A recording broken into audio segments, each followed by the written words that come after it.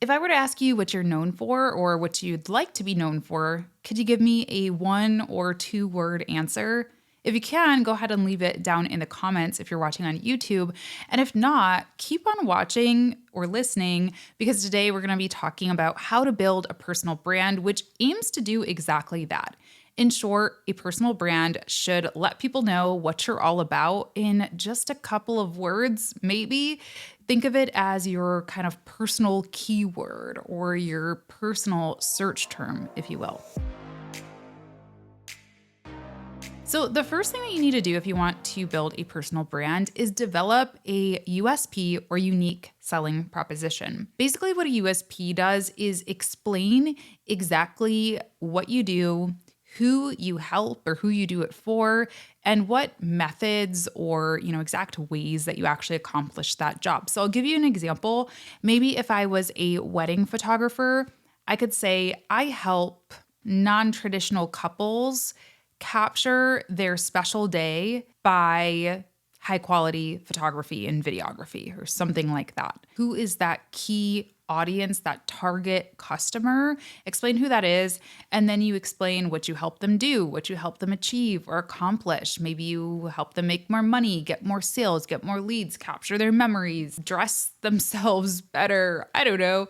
And then your method or the way that you're actually delivering this. Do you produce online courses that help people DIY their photos? Or do you actually go on site and are a dedicated on-site day of photographer? And as I mentioned, a big part of that unique selling proposition is that audience. So you really do want to hone in on who am I trying to talk to? What do I want to say to them? Before moving on to really any other step, you have to have a key audience in mind. It doesn't have to be completely, niched down to the point of exact, demographics, exact ages, gender, all of that. But having an idea, being able to picture that person in your head is going to make the rest of this process so much easier. Give them a name if you want to. For me, I just kind of picture some of my favorite customers when I'm developing my content and thinking about my offers and things like that. I just think of people who've taken my courses, who I've worked with in the past, or who I'm currently working with, who I love and would love to work with forever. And I picture them when I put this stuff together. So have a real person or an imaginary person that you can do the same with. Now, something else I want you to consider is your end goal. I know when you're just in the beginning stages of building a personal brand, it might seem a little bit premature. You're like, I don't really know what my end goal is quite yet. But think long game. Where do you want to be in 5 years, 10 years? Where would you like to be when you retire? What type of business do you want to have at that point or not have? Do you want to just sell your business eventually and be done with it and retire? Do you want to build something that is multi-generational that you can pass down to your family or your spouse or your nephews or whoever when it's your time to go? I think it's also important to note that social media it's here to stay. I think we can go ahead and say that. But is this exact format forever here to stay? I don't know. I don't know if people are going to be listening to podcasts in 10 years or YouTube in 10 years. So I like to think of the ways that I would like to build my business offline as well that may have a little bit more staying power, that may have a little bit more credibility, if you will, behind them. For example, people have always bought books. Books have been a thing since, forever, more or less. So I feel like that is a pretty tried and true method of knowledge sharing. So that's something that I'm working on hopefully in the next year or two. Something else that has been going on for a long time is speaking. So that could be a way that you pivot your business or take your business offline. So think about that. Do you want to build an agency? Do you want to do speaking? Do you want to write a book? Do you want to be in traditional media like TV? Figure out what that end goal is because it's going to help you decide on the platforms that you choose to showcase your personal brand. For example, if you want to be a speaker, you want to be a keynote speaker for events, you should probably start a podcast.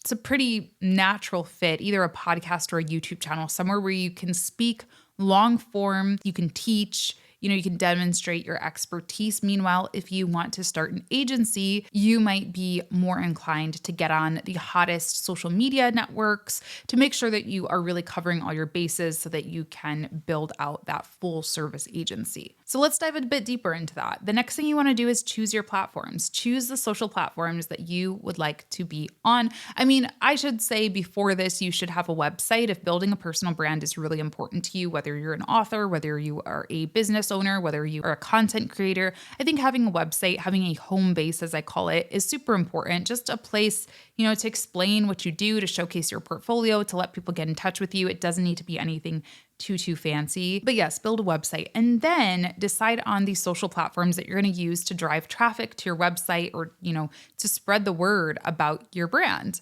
My recommendation is to choose one long form platform and one short form platform to start with and to really focus on. I still believe that the best path to personal branding success is developing high quality, authoritative content.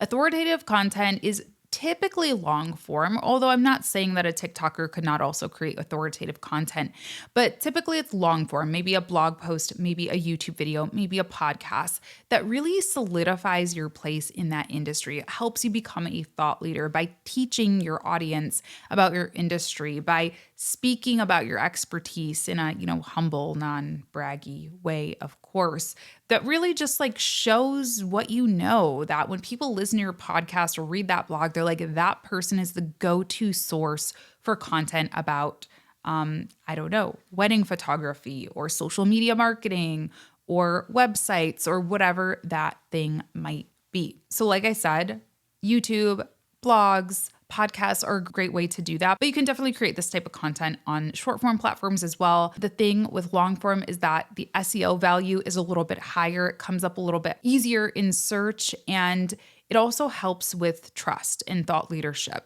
For somebody who is going to take the time to put together a 1,200 word blog post on wedding photography, I'm going to look at those people as experts. I'm going to look at those people as they care what they're doing.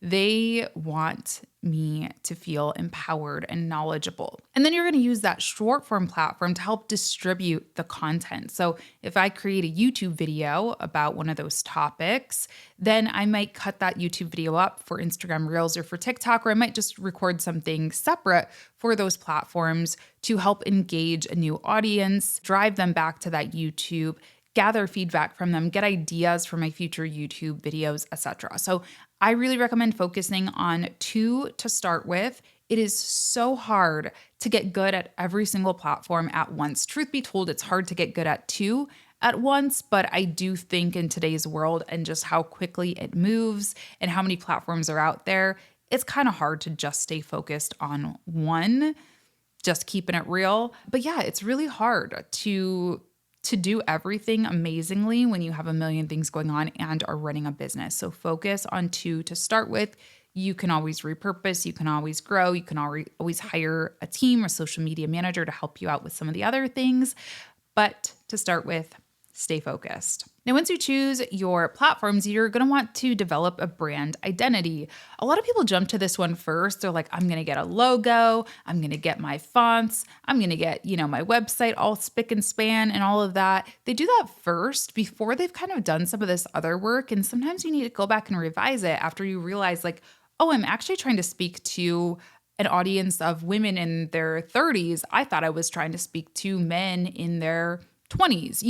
You might decide on different brand colors, different brand elements and things like that after doing a little bit of that work, developing your unique selling proposition and all of the other things that we just talked about. But yeah, I'll also say a logo is not the most important part of a personal brand, but you should have some consistency to your brand. Pull out some magazines and put together a mood board. How do you want people to feel when they go to your Instagram feed or when they watch your YouTube videos or when they listen to your podcast or they watch your TikToks? How do you want people to feel?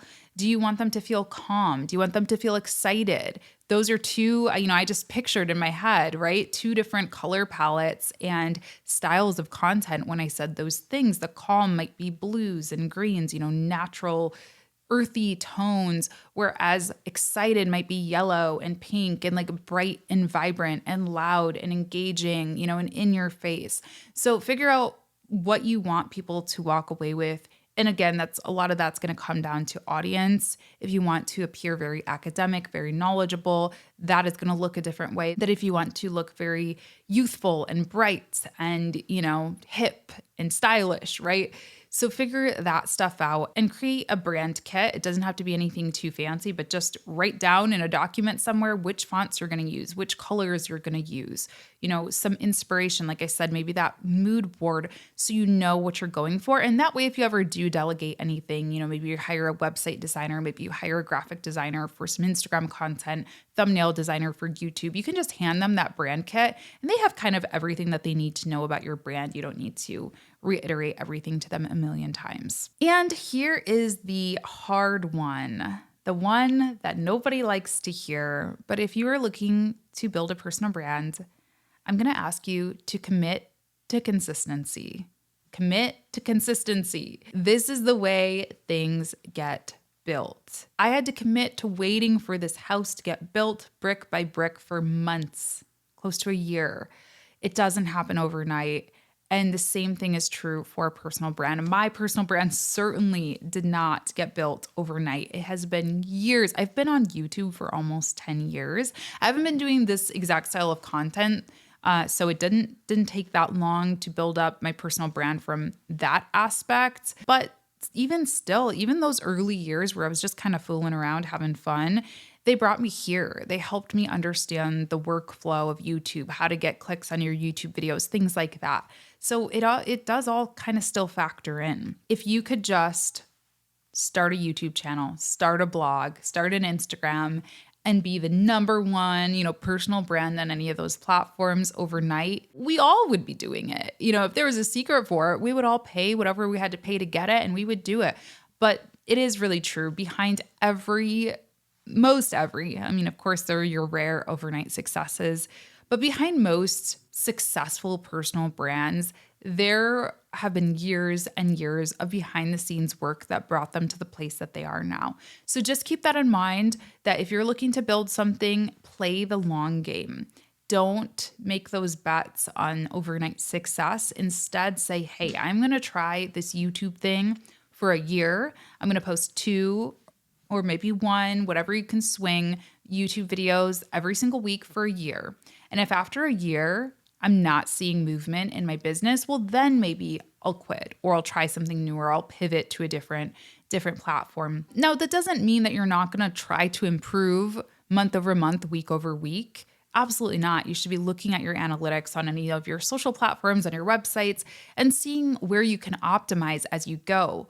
But I see so many people quit who are creating amazing things and they just need a little bit more time. They just need a few more videos to just kind of catch on, or blog posts or, Instagrams or TikToks or whatever it is. So don't bet on quick wins, play the long game and commit to consistency. That's how you build a personal brand, really and truly. That's my best secret. So again, let me know in the comments if you're on YouTube what you want your personal brand to evoke. Do you have any brand colors you want to share with me? What do you want people to walk away feeling when they listen or watch your content? Let me know. And if you're on the podcasting platforms like Apple or Spotify, I'd greatly appreciate a rating and review.